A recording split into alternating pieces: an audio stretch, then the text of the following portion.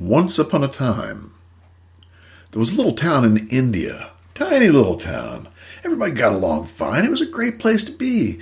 And once a year, the guru came to town. And everyone looked forward to the guru coming to town. And sure enough, it was going to be that time when the guru comes to town, and everyone was getting ready. All the people were getting ready. All the animals were getting ready. Everybody was preparing and excited about the guru's visit. Even the snake was excited about the guru's visit. And the snake said to himself, this year, no matter what, I'm going to do everything the guru says. Sure enough, they all went. The guru came. He gave his message. He said, perfect love. Practice perfect love. Perfect love. And the snake says, perfect love, practice perfect love. Okay, I got it. So the snake goes out into the world, and he practices perfect love. And after a little while, people started kicking the snake around a little bit, stepping on him, stealing his food.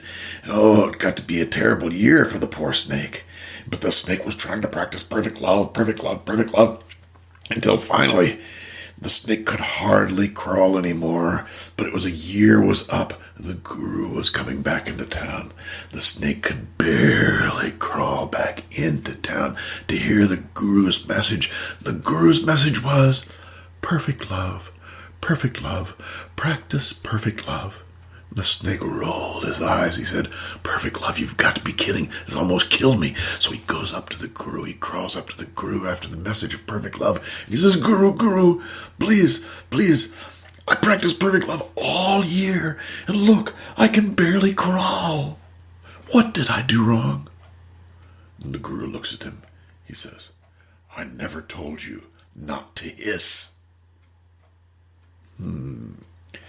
Never told you not to hiss. Hissing is loving.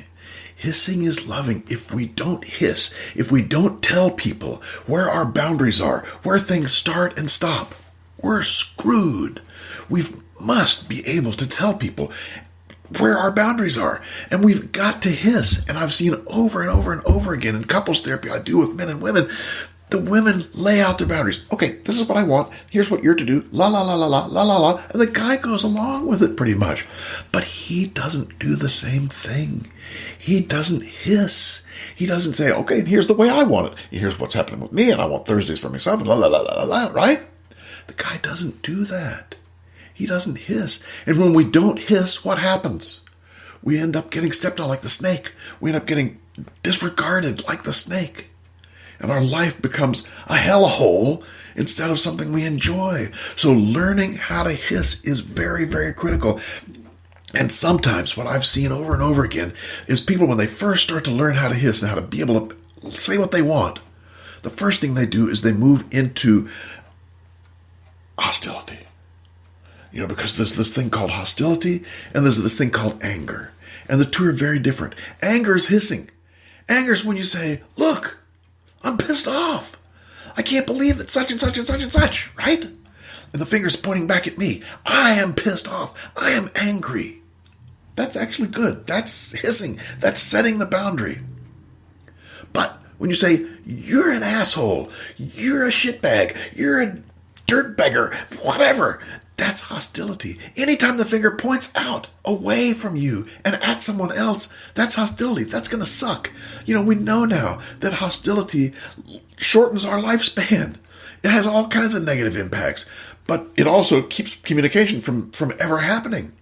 So hostility sucks, but anger is good. So being able to tell the difference between those two is very, very helpful. And we'll be talking more about exactly how to do that. But I just thought we'd tell the hiss story first, the old snake and the hiss, and see where we go from there. So hiss some, will you?